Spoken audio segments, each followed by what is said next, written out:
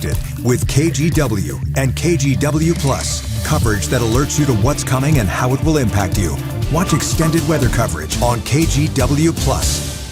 The KGW Plus TV app, streaming 24/7. Local news from the team you trust. Track how the weather will impact your day. Breaking news live from the scene. All the local news you need. KGW Plus. Download on your TV and watch for free.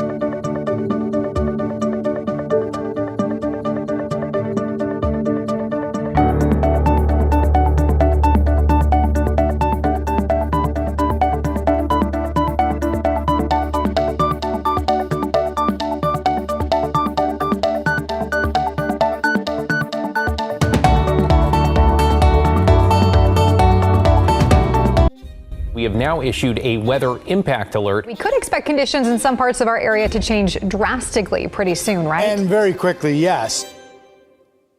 This is significant rainfall coming our way. You'll definitely want to be extra cautious. It's certainly becoming increasingly hazardous. We've got the potential for some tree limbs or even trees or power lines to come down. Of course, when you hear thunder, it's always best to take cover. On Weather Impact Alert Days, stream extended coverage on KGW Plus.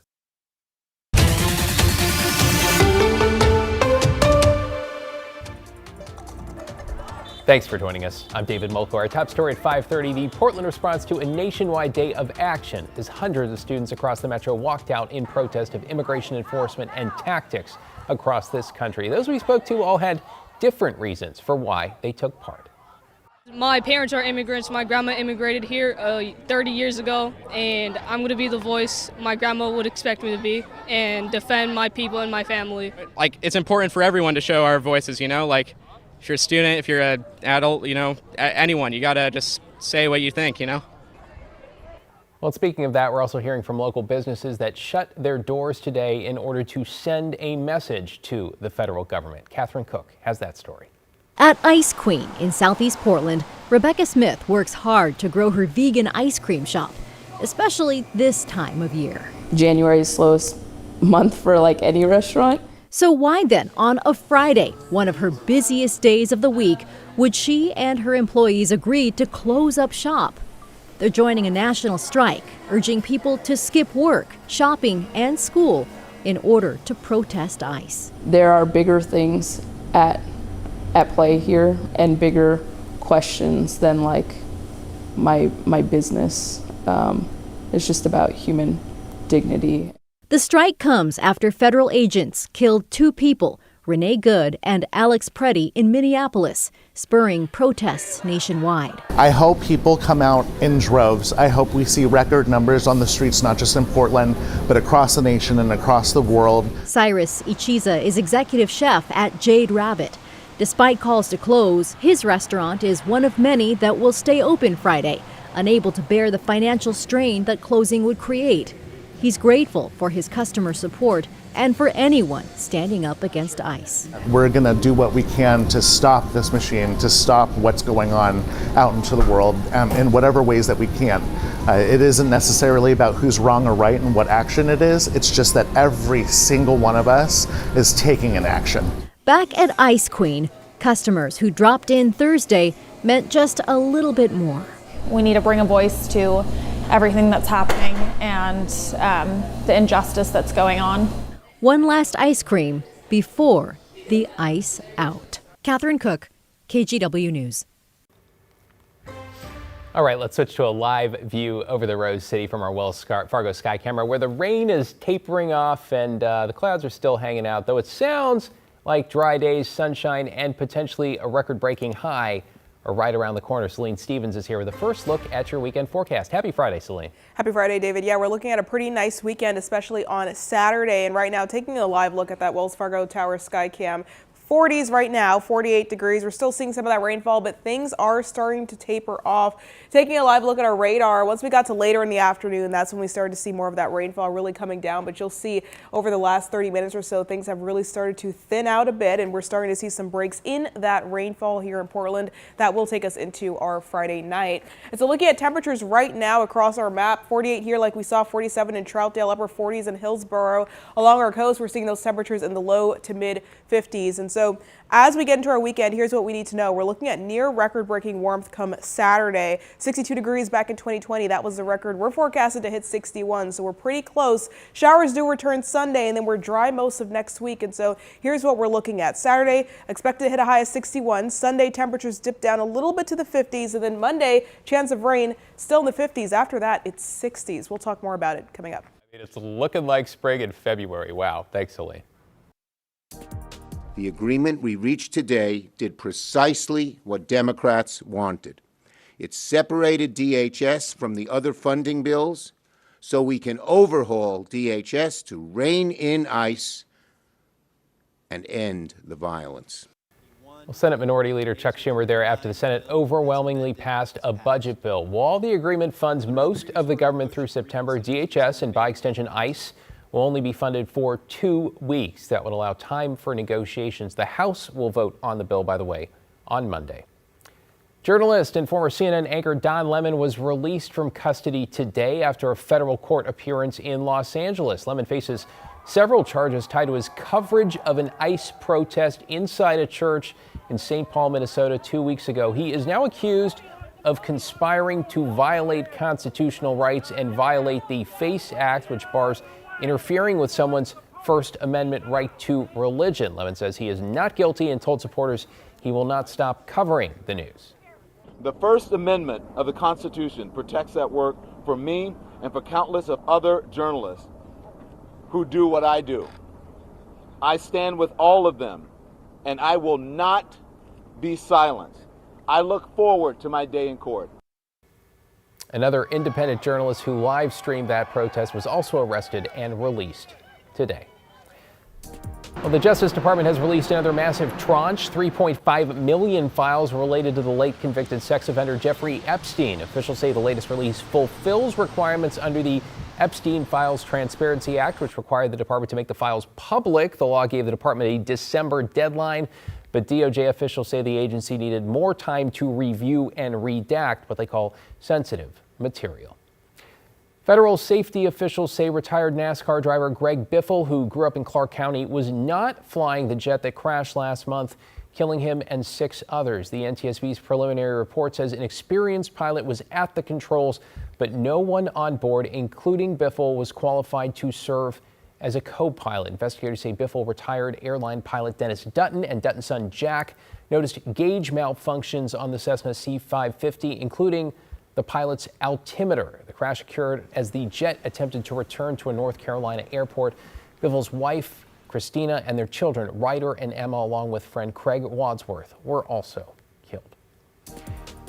In entertainment news tonight, beloved actress Catherine O'Hara has died. O'Hara became one of the most best comedic actors of her generation, starting out with the legendary Canadian sketch show Second City Television, or SCTV, and starring in films like Home Alone, Best in Show, A Mighty Wind, and most recently, of course, the award-winning show Schitt's Creek. O'Hara died at her home in LA following a brief illness. Catherine O'Hara was 71 years old. Straight ahead on KGW News, as we enjoy a relatively quiet and warm winter so far, we look back at the season the Northwest will never forget, when snow and cold pushed communities to the brink. Plus, Washington can soon have a new state symbol, and this one has teeth. Stay with us.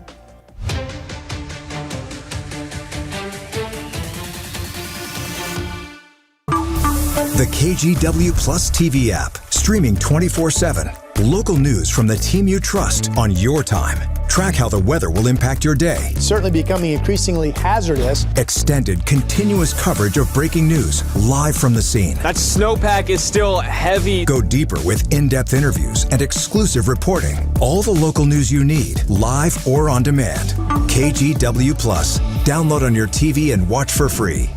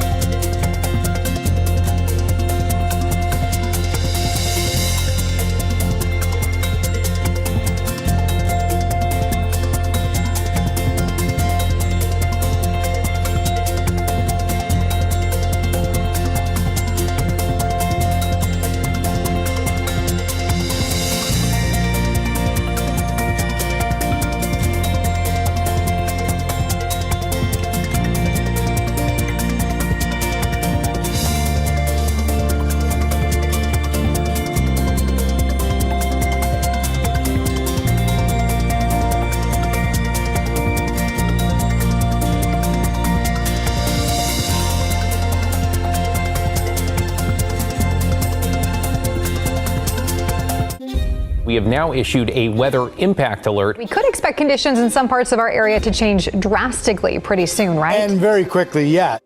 This is significant rainfall coming our way. You'll definitely want to be extra cautious. Certainly becoming increasingly hazardous. We've got the potential for some tree limbs or even trees or power lines to come down. Of course, when you hear thunder, it's always best to take cover. On Weather Impact Alert Days, stream extended coverage on KGW+. Welcome back. It's been 77 years since one of the most brutal winters on record brought the Northwest to a standstill. We're talking about blizzards stranding communities and leaving drivers buried in the snow. In Idaho, the impact was especially severe, a stark contrast, of course, the quiet and relative warm start to the season this time around. Audrielle Tackett looks back at the great winter of 48-49. The year was 1948. And Idaho was ill-equipped for the winter that was about to hit. Reports indicated that the snow was so compacted because of just the constant dumping of precipitation that they had to use explosives to clear it. A devastating winter for the entire region. Idaho was not alone in experiencing extremely high snowfall, frigid temperatures, and high winds. The winter of 1948 and 1949 is remembered by those who might still be alive, and of course by historic records as one of the worst in Idaho history. The storm started in November, which is early in the season, and from there never loosened its grip.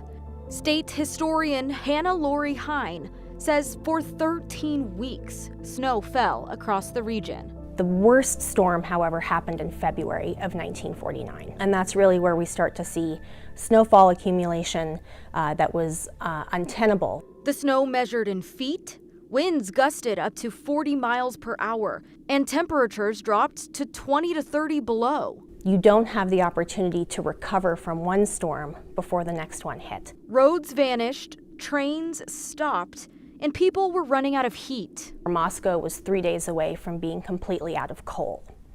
And so if that city would have lost all of its coal, they wouldn't have been able to heat homes. Without roads or rail, supplies dwindled and consequences were deadly. Across the entire western region, there were upwards of 150 deaths. And that came from maybe home fires where they were trying to burn items to keep their homes heated. It also came from exposure. People who might have gotten stuck somewhere outside and ran out of gas, or they froze to death. The agricultural impact was devastating too. Livestock couldn't reach food buried under feet of snow and ice. Hundreds of thousands of animals perished because of the lack of food that they could forage for. With roads impassable, sometimes the only avenue for help was from above. The National Guard stepped in to help across the region. They would drop in supplies. And even in trying to use that as a solution, the airdrops, you also faced challenges in taking off because the snow was so deep. Families on the ground, including children, were left to make sense of the storm in their own way. And even though it was hard, but I had an overall feeling of enjoying the time playing in the snow, and just like any kid would, I think. Lanny Ames was a 13-year-old from Hayburn. I lived on a dairy farm, a small family-owned dairy farm, and my dad was worried about the milk truck coming to pick up our milk. He remembers working through this winter. He contrived a small sled that would carry 4 10-gallon milk cans on it, which is pretty heavy. He, his dad, and his brother pulled it for miles across snow-piled fields. The snow was drifted so high, we didn't even have to go through gates. We just over the fence lines with the sled. Lanny is one of many who remember that winter. When the city of Rupert shared photos online, countless personal stories followed. My dad hooked an old scraper backwards to a team of horses to get to the canal bank, to get a truck to take my mom into town so I could be born. Thanks. And we had a family member that died trying to go out and find the cattle. He never came back. Went to try and find him, had froze out there. It left behind damage to families and the community. The division of public roads within the Department of Public Works made repairs to more than 1,300 miles of roads in Idaho. Even the federal government stepped in. Immediate emergency relief, nearly $200,000, which in today's money is about $2.7 million. The snow didn't just bury roads, it exposed the need for a better system. The state ran a study to determine if a standalone highway department would be something beneficial, which changed Idaho for the better. So in 1950, this study resulted in legislation that created the Idaho Highway Department, which is the precursor to today's Idaho Transportation Department. Really interesting how sometimes you need a big event like that to prompt change. We're getting change, but kind of in the opposite direction over the next couple days. Definitely, yeah, in the warm direction, which is nice, right? 60s? Yeah, 60s, exactly. For 61 February, degrees. right? Crazy. Definitely, almost record-breaking, actually. But we'll talk about that in a moment. Taking a live look at our Salem sky camera right now. Beautiful shot. 51 degrees at the moment. That rain is starting to shift out of our region. We've been dealing with some pretty light rainfall all day long, around 0.2 of an inch. Not very heavy at all. Looks like the wind's coming out of the north at 7 miles per hour. Looking at Vancouver, they still have raindrops on the camera. 48 degrees right now. This is our sky camera of Vancouver at the Springs at the waterfront. Winds going at 9 miles per hour. And so here's what we need to know as we get into the next few days. Saturday is the really nice day that we're all waiting for. That's when we could potentially see near record-breaking warmth. So the record high for January 31st is 62 degrees at the airport. That was back in 2020. Tomorrow we're forecasted for 61. Of course, we could always be below that in the 50s, but we could also be above that. Either way, we're looking at mild temperatures, especially compared to today in the last few weeks. We get into our Sunday. Those showers do return, mostly in the morning and early afternoon. That said, there is a potential it could continue into the early evening hours, but regardless, it's not going to be heavy rainfall. So that is the good news for us here locally. And then next week, mild temperatures continue. High pressure moves in and mostly dry too after Monday. So pretty nice. Taking a look at our futurecast, you're going to see we're looking at early Sunday morning. Again, that's when we have the potential, that's when we will likely see all this rainfall. But again, it's not heavy rain, just consistent rain, at least in the morning hours. We get to later in the evening. This model showing the rain continuing into the evening hours, but early evening by 6:30, things are starting to thin out. We're really just seeing rain. You'll notice we really aren't seeing mountain snow with this. And so that's definitely an issue for the mountains. Not a lot of snow potential this weekend, even into next week. But again, we're just seeing that pretty light rain. Monday, another chance of showers. That'll be more short-lived. By 1 p.m., things start to move out of our region. And then by the evening, we're back to being dry. And that dry trend will then continue all the way into what looks like at this point, the following weekend. So a little bit of another dry stretch coming up for us. But taking a look at our forecasted rainfall, we're looking at early Sunday morning here. As we get into Sunday night, that's when we're going to see, we're seeing around 1/10 of an inch of rain. So we're not looking at significant rainfall Sunday. Again, not a lot of rainfall. Along the coast, that's where they're likely to see more of that. Astoria at 4/10 of an inch by Sunday evening. Newport almost at the 1/4 of an inch mark. Down at Bandon, they're going to be seeing the 1/2 inch mark of rainfall. Salem, 1/10 of an inch. So inland, we're not seeing heavy rain from this. Even along the coast, it's not heavy rain. They just can expect a little bit of a higher rain total by Sunday night. And of course, as they get into Monday evening. So looking at our weekend weather, Saturday, again, mostly dry, partially sunny. So do expect to see some clouds, but nothing too significant. Again, the wind is just temperatures in the 60s, potentially record-breaking. Sundays when we cool back down to the mid-50s, but even then, not too cold. Check out the lows in the 40s. No more freezing lows, at least for now, and expect those showers to be earlier in the day. Looking at snowfall super quick, there's really no snowfall. That's sort of the story. I mean, we could see a little bit more than this, but we're not looking at significant snowfall this weekend. And of course, that's something that has been a struggle over this winter. And again, it looks like this weekend's not going to be the weekend for heavy snowfall. Looking at the passes, you'll see it's really just rain. We're not, again, seeing that snowfall, Santiam Pass, Willamette Pass. But taking a look at our 7-day forecast, again, Saturday, 61. That'll be the nice day to get outside. Sunday, showers, but nothing too heavy. Monday's the potential for showers, and even then, it would be short-lived. And then after that, we return back to the 60s with mostly dry conditions till next weekend. Yeah, back to that unusual stretch of dry weather again. Thanks, Celine. Straight ahead, the most decorated black winter Olympian returns to continue her nearly 2-decade-long reign on America's bobsled team. The latest in our 10 to watch 1 week out from the games, right after this. The KGW Plus TV app, streaming 24/7. Local news from the team you trust on your time. Track how the weather will impact your day. It's certainly becoming increasingly hazardous. Extended, continuous coverage of breaking news live from the scene. That snowpack is still heavy. Go deeper with in-depth interviews and exclusive reporting. All the local news you need, live or on demand. KGW Plus. Download on your TV and watch for free.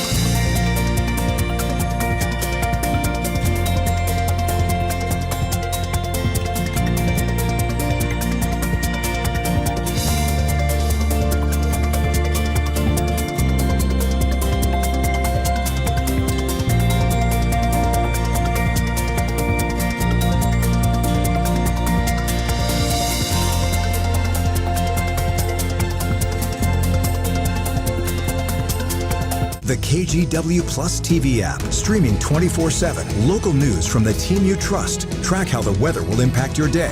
Breaking news live from the scene. All the local news you need. KGW Plus. Download on your TV and watch for free.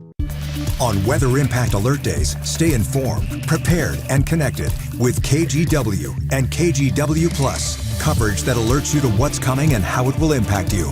Watch extended weather coverage on KGW Plus.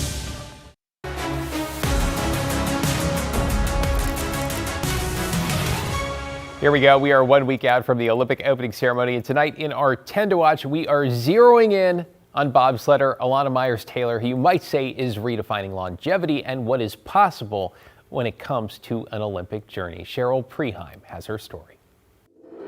An explosive push of the sled, piling in, then speeds topping 80 miles an hour. It feels like I'm flying. It feels like I'm just gliding and everything feels right. For Alana Meyers-Taylor, knowing each ride brings the final run closer changes things. I can't put into words what my entire career has looked like. Olympic competition has been part of her life for nearly 20 years. It'll be interesting after these games to have that kind of reflection and to be able to look back and see what's really happened. With 5 medals, she is the most decorated Black Winter Olympian in history. That's a wild statistic, and one I never thought I'd even accomplish. When I started bobsledding, I thought, hey, I'd win an Olympic medal and then I'd be out and then be done. So to have this career now and to be up there with so many accomplished Olympians and to have this statistic behind it, it's incredible. Milan Cortina would be her 5th Winter Games in a sport where she's set the standard and shattered barriers as a woman, elite athlete, and mom. Having 2 kids on the road in Europe for 6 months is pretty insane, but they're right there with me. They're my biggest motivators, to have them by my side and to see me day in and day out doing what I'm doing. It's just the coolest experience. Both her sons are deaf. Her oldest, Nico, has Down syndrome. I want them to see their mom and know that she continued to chase her dreams despite any obstacles we have. Now, advocacy is a role just as important as Olympian. I've got this really strong passion for disability, so if I can combine my love of the Olympics and Paralympics with advocating for people with disabilities too, then that would be the dream. Alana Meyers-Taylor is also redefining longevity in elite competition. Happy birthday to you. She recently turned 41. For so long it's thought, women peak in their 20s, or maybe they peak in their 30s, or who knows, maybe it's 40. I'm hoping it's 41.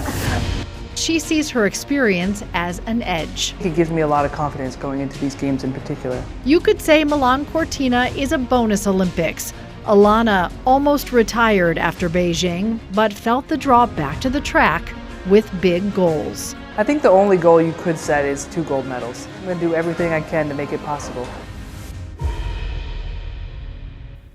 Oh, so looking forward to watching her. Don't forget, the Olympics kick off Friday, February 6th. That is a week from today with the opening ceremony in Milan. You can watch it live at 11 in the morning or again in prime time only here on NBC and KGW. Well, since we're about to celebrate some of our best, it's also time to recognize your favorite local coaches, because That's where it starts, right? Head to kgw.com/thankyoucoach to nominate a leader who's made a difference in your life or your kids. Do not delay. The deadline is Sunday. We're still looking for submissions. We have a plan to highlight a different coach every morning during the Winter Olympics on KGW News at sunrise. The KGW Plus TV app, streaming 24/7. Local news from the team you trust on your time. Track how the weather will impact your day. It's certainly becoming increasingly hazardous. Extended, continuous coverage of breaking news live from the scene. That snowpack is still heavy. Go deeper with in-depth interviews and exclusive reporting. All the local news you need, live or on demand. KGW Plus. Download on your TV and watch for free.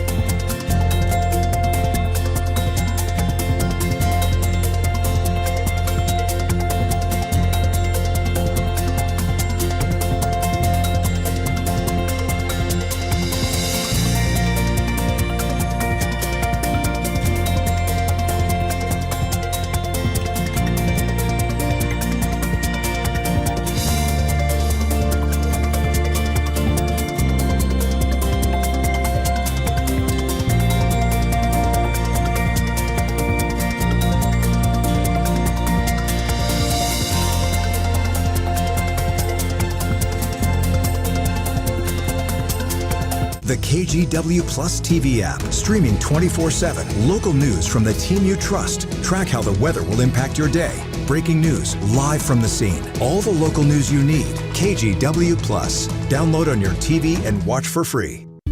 On Weather Impact Alert Days, stay informed, prepared, and connected with KGW and KGW Plus. Coverage that alerts you to what's coming and how it will impact you. Watch extended weather coverage on KGW Plus.